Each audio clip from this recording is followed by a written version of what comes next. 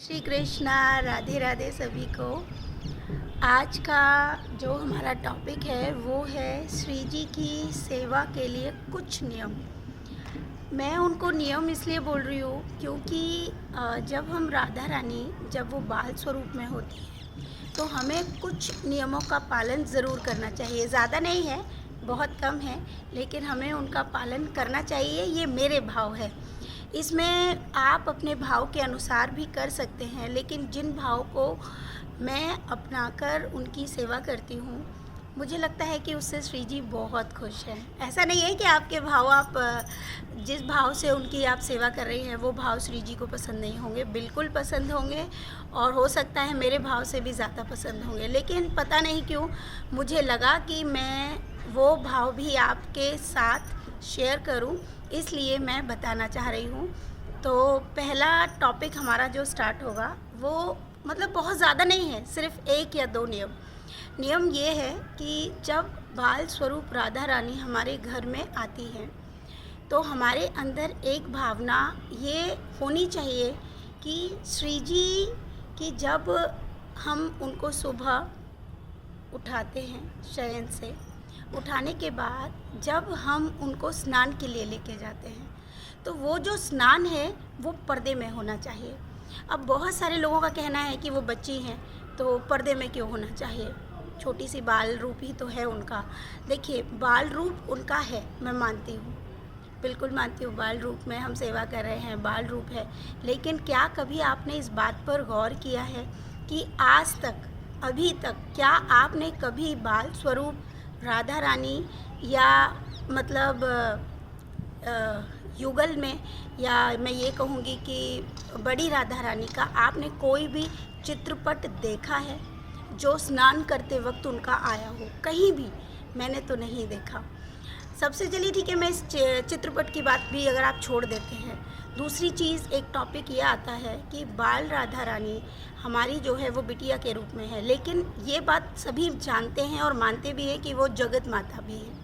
साथ में हमें इस बात का ध्यान रखना चाहिए कि जब उनके पिता यानी उनके बाबा वृषभान जी उनको अष्ट सखियों को सौंपते थे, जब वो थोड़ी सी ही बड़ी हो गई थी, उसके बाद ही उनकी अष्ट सखियाँ उनके साथ रहने लगी थी और उनका श्रृंगार और उनका स्नान वो गुप्त तरीके से होता था, जो अष्ट सखियों के अलावा नहीं पता होता था। गुप्त तरीके से मतलब है पर्दे में।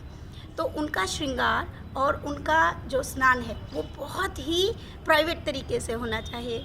उनका जब वो श्रृंगार करके बाहर निकले तो सबको दिखना चाहिए कि हाँ, आज राधा रानी ने इतना प्यारा श्रृंगार किया है।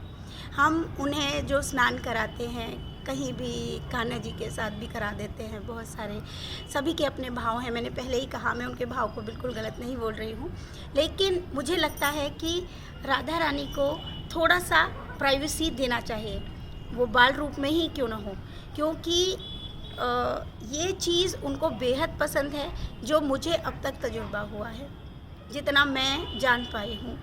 उनको आप स्नान कराइए तो उन्हें थोड़ा पर्दे में स्नान कराइए, अलग से कराइए, वहाँ पर कान्हा जी भी नहीं होने चाहिए।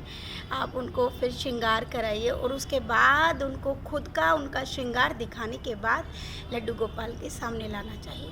इससे राधा रानी बेहद खुश होती हैं, क्योंकि देखिए, वो अलग है कि युगल जोड़ी में जब उनकी आप सेवा करते हैं तो एक दूसरे का भी वो लोग हेल्प करते हैं, राधा रानी एंड कन्हैया जी। लेकिन यहाँ पर जब बाल राधा रानी को हम इस तरीके से करते हैं तो उन्हें बेहद बेहद खुशी होती है, और होना भी चाहिए। देखिए, जब हमारी बेटियाँ होती हैं छोटी तो हम क्या करते हैं, आप खुद अंदाज़ा लगाइए, ये आप स्वयं अपने विचारों से सोच के देखिए, क्या ऐसा नहीं होना चाहिए? हमारी बेटी जब छोटी भी होती है और हम कभी किसी के सामने उसको लेके जाते हैं तो क्या हम अपनी बेटियों को ऐसे ही लेके जाते हैं? नहीं, हम कोई ना कोई वस्त्र उन पर डालकर उनको लेके जाते हैं, किसी से भी मिलवाने के लिए। कहीं भी हम अपनी बेटियों को, जब वो छोटी भी होती है तो हम कहीं भी उनको ऐसे ही स्नान नहीं कराने लगते हैं, ना उनकी हम ऐसे ही वीडियो नहीं बनाते हैं। आज भी आप देखिए, हम नहीं वीडियो बनाते हैं। क्या आप हम ऐसी वीडियोस अपनी बेटियों की बनाते हैं? नहीं बनाते हैं। तो अब आप बताइए कि क्या हमें बाल राधा रानी की ऐसी वीडियोस बनानी चाहिए? बिल्कुल भी नहीं।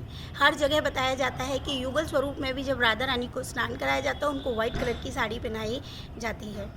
मैं बहुत ज़्यादा नहीं जाती हूँ, मैंने पहले भी कहा, लेकिन जितना मुझे सेवा करते करते पता चल रहा है, उसके अनुसार मुझे लगता है कि ऐसा करने से राधा रानी बहुत ज़्यादा प्रसन्न होती हैं, बहुत ज़्यादा।